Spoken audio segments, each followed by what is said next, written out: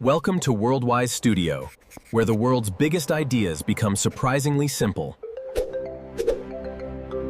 Imagine you're sitting around a fire. It's 100,000 years ago. You're cold, you're hungry, and there's something massive and furry lurking just outside the light.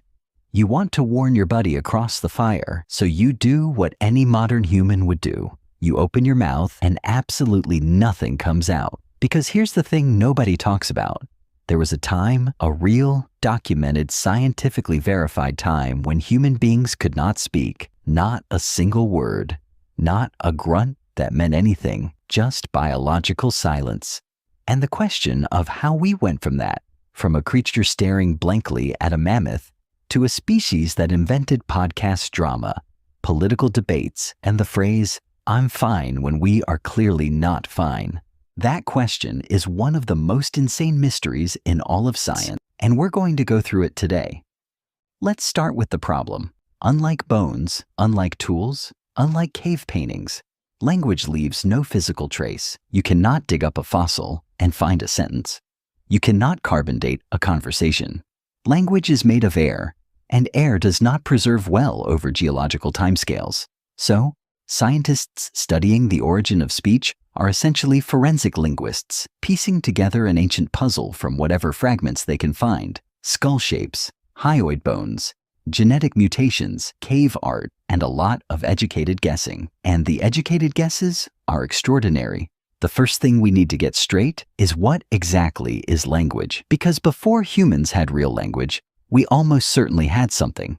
Animals communicate. That's not up for debate. Bees do a little waggle dance to tell their friends where the good flowers are. Dolphins have signature whistles that function like names. Chimpanzees in the wild have a system of calls and gestures that conveys basic information. So, the question isn't, when did living things start communicating? The question is, when did communication become language? When did it cross that line from signal to symbol? Because there's a massive, fundamental difference between the two. A signal is direct. It means one thing. A dog growls because it's threatened. The growl is the threat. But a symbol is abstract. The word danger is just an arrangement of sounds that by collective agreement represents the concept of danger. It doesn't sound like danger. It doesn't look like danger. We all just agreed at some point that those particular vibrations in the air would mean that specific thing. That's insane when you think about it. Every word you've ever spoken is a social hallucination that billions of people happen to share. And making that leap from signal to symbol, from direct response to abstract meaning, that was the cognitive revolution that changed everything. Now scientists don't agree on exactly when it happened. And honestly, that's part of what makes this so fascinating. There are two major camps, and they've been fighting about this for decades. Camp 1 says language evolved gradually over hundreds of thousands of years, slowly complexifying from simple calls into full grammar.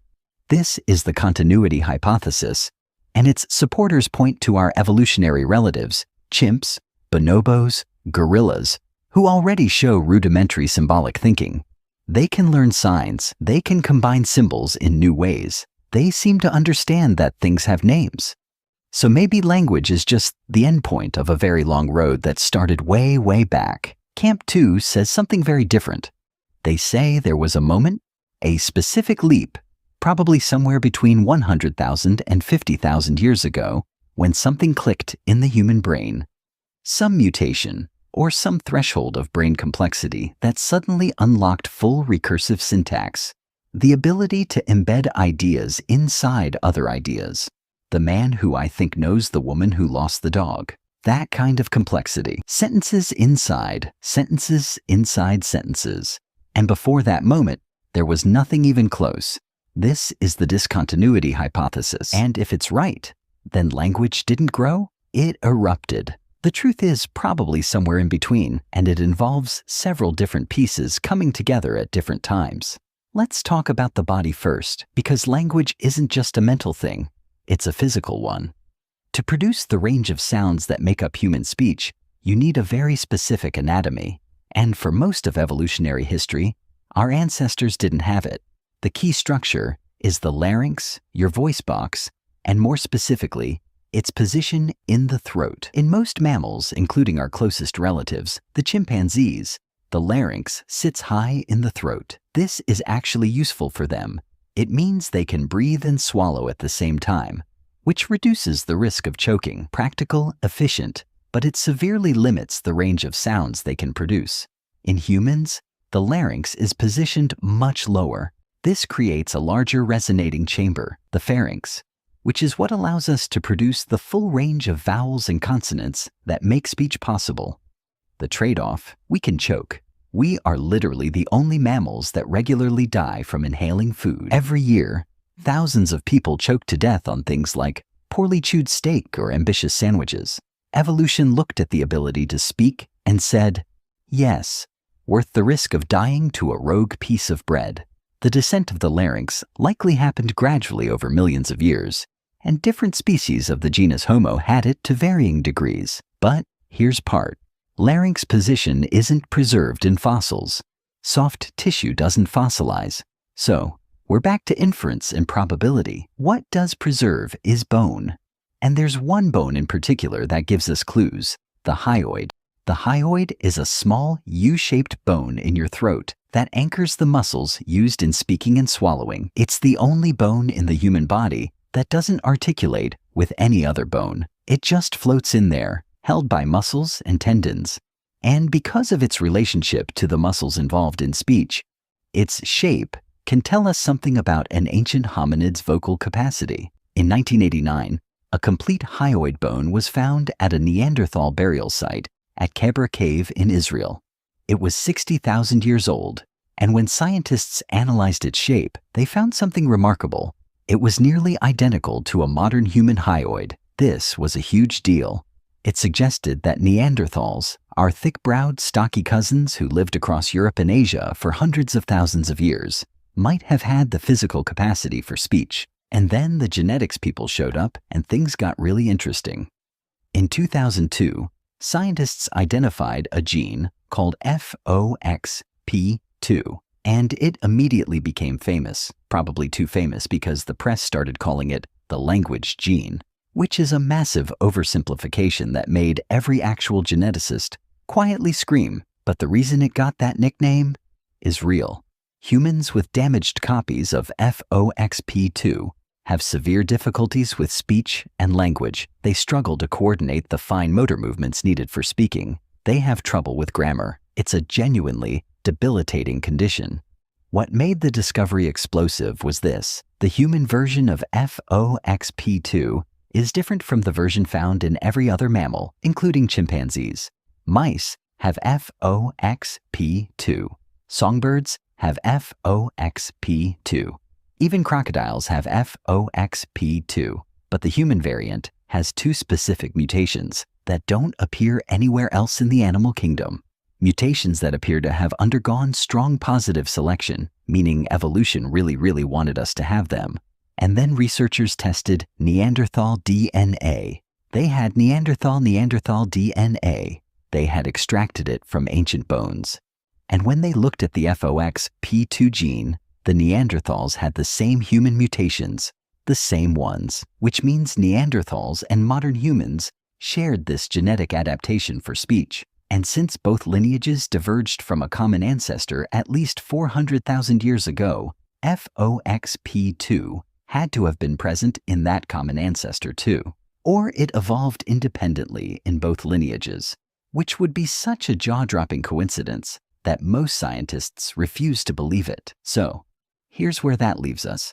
By at least 400,000 years ago, possibly earlier, our ancestors had the genetics for the physical coordination needed for speech. By 60,000 years ago at the latest, Neanderthals had the physical throat anatomy that could support complex vocalization. And sometime before that, somewhere in the lineage leading to modern humans, the brain had wired itself for symbolic language. But none of this tells us what those first words actually were. And this is where things get wonderfully weird, because there are several competing theories, and some of them are absolutely hilarious. The oldest and most dismissive theory is called the bow-wow theory. The idea is simple. The first words were imitations of sounds in the environment. You see a dog, you say something like the noise it makes. You hear thunder, you name it after the sound. This is called onomatopoeia, and it's real. Words like crash and buzz and hiss are clearly rooted in the sounds they describe, but it can only account for a tiny fraction of vocabulary. You can't really onomatopoeia your way to words like justice, or therefore, or bureaucracy. At some point, you need arbitrary symbols. Then there's the poo-poo theory. Yes, that's its real academic name. This one suggests that language began from involuntary emotional sounds. The ouch when you stub your toe, the sigh of relief, the laugh. And while these vocalizations are clearly ancient and deeply embedded in our biology, they're also largely instinctive and uncontrolled, which makes it hard to see how they evolved into deliberate, structured language. There's the yo-he-ho theory, which proposes that rhythmic grunts made during coordinated physical labor, hauling a heavy log, rowing together, pulling a rope, gave rise to the rhythmic patterns underlying speech. Think of sea shanties as a living fossil of proto-language. There's actually something to this. Music and language share enormous overlaps in the brain, and many researchers believe they co-evolved, which would mean that singing came before speaking. And then there's the Tata theory, which is genuinely delightful. It suggests that language began as vocal imitations of gesture, that early humans were gesturing with their hands, and their mouths started mimicking the movements, gradually turning physical signals into vocal ones. The idea has been mostly abandoned, but it lives on as a reminder that the history of linguistics includes people naming theories after nonsense syllables. The gesture hypothesis, though, the broader idea that language may have roots in hand and body gesture, is taken much more seriously. And here's why. Look at the brain. The area of the brain responsible for language in modern humans, Broca's area, is closely linked to areas that control fine motor movements of the hands. In non-human primates, this same region seems to be involved in processing manual gestures and facial expressions. The connection is not accidental. Moreover, many features of language make more sense.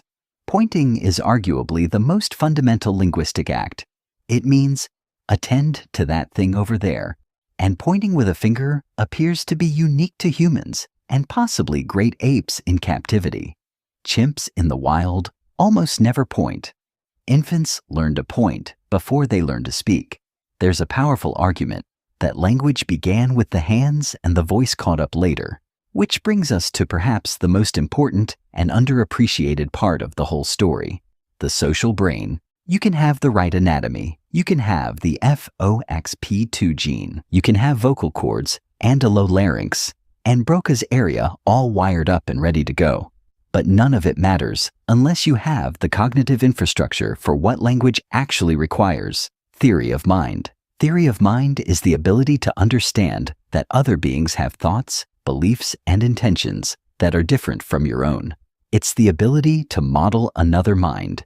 And language, real language, not just signaling, requires it absolutely. Because when I say a word to you, I'm not just making a noise. I'm making a noise with the intention that you will recognize my intention to communicate a specific meaning. That's a sentence I just said, and it's mind-bending when you unpack it. Language is built on a kind of social telepathy. I'm trusting that you can read my mind, and you're trusting that I mean to be understood. This is actually something non-human animals appear to largely lack, or at least to have in much more limited form. When a chimp communicates, it's typically requesting something or responding to a situation. It's not trying to share information for the sake of sharing information. The collaborative, cooperative sharing of knowledge, telling someone about something that happened yesterday, describing a place you visited, speculating about the future that appears to require a level of social cognition that is distinctly, radically human. And interestingly, the development of this social cognition seems to track closely with something else that was happening in our evolutionary history, a massive increase in group size. About 500,000 years ago, our ancestors were living in small bands. By 100,000 years ago, groups were getting larger and more complex. Managing relationships in larger groups requires keeping track of more people, their alliances, their histories, their trustworthiness. Some researchers, most famously the evolutionary psychologist Robin Dunbar, have argued that language evolved precisely as a solution to this social complexity problem. He called it social grooming by another means. Chimpanzees maintain social bonds by literally picking insects off each other, which is sweet, but doesn't scale well when you have 150 people in your tribe. Language lets you bond with multiple people simultaneously. Gossip, essentially, was the killer app, the evolution of language. And once language existed, the feedback loops became extraordinary. Language allowed better coordination, which allowed bigger and more complex societies. Bigger and more complex societies created more information that needed to be transmitted, which put pressure on language to become more precise and more powerful. More precise language allowed the transmission of knowledge across generations, not just the immediate showing of how to nap a flint, but the verbal instruction, the explanation, the story that embeds the knowledge in a narrative that can travel across time. And once knowledge could accumulate across generations, rather than being reinvented every time, cultural evolution took off at a pace that biological evolution couldn't match. The moment language crystallized, the game changed permanently. Suddenly, humans could cooperate with strangers, could plan months in advance, could lie, which is honestly an underrated cognitive achievement, could create myths and stories and gods and social rules that bound large groups of unrelated individuals together into functioning societies. Everything that came after, agriculture, cities, writing, science, the internet, this YouTube video traces back to that first moment when a human being looked at another human being and said something that both of them understood to mean the same thing. We don't know exactly when that happened. We don't know exactly where, though Africa is the near universal consensus. We don't know what the first word was, and we almost certainly never will, but we can say with reasonable confidence that by 70,000 years ago, when modern humans suddenly began doing things that look dramatically different from anything before, creating art and jewelry and complex tools and trading across vast distances, language was there, fully functioning, turning individual minds into a shared project. The behavioral explosion that archaeologists call the Upper Paleolithic Revolution is, in many ways, just the visible fingerprint of language. The cave paintings at Chauvet, 36,000 years old, depicting animals with movement, with depth, with narrative. They are the work of minds that had stories. The Venus figurines scattered across Europe, the carved flutes made from vulture bone, the careful arrangement of red ochre and shells as personal decoration. All of these are the products of a species that had learned to take things that existed in the mind and make them exist in the world. That is what language does. It externalizes thought. It makes the invisible visible, the temporary permanent, the individual collective.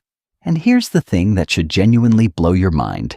Every language on Earth today, all 7,000 of them, from Mandarin to Swahili to Basque to the click languages of the Kalahari, every single one of them, despite their extraordinary surface differences, shares deep structural properties that linguists believe are hardwired into the human brain. Noam Chomsky called it universal grammar, the idea that all human languages are fundamentally the same language wearing different clothes, because they all emerge from the same underlying cognitive architecture. Babies across all cultures, in all languages, in all circumstances, acquire language the same way, at the same pace, with the same stages. A baby in Tokyo, and a baby in Lagos, and a baby in Sao Paulo will all babble, then produce single words, then two-word combinations, then full sentences on roughly the same timeline without anyone explicitly teaching them the rules of grammar.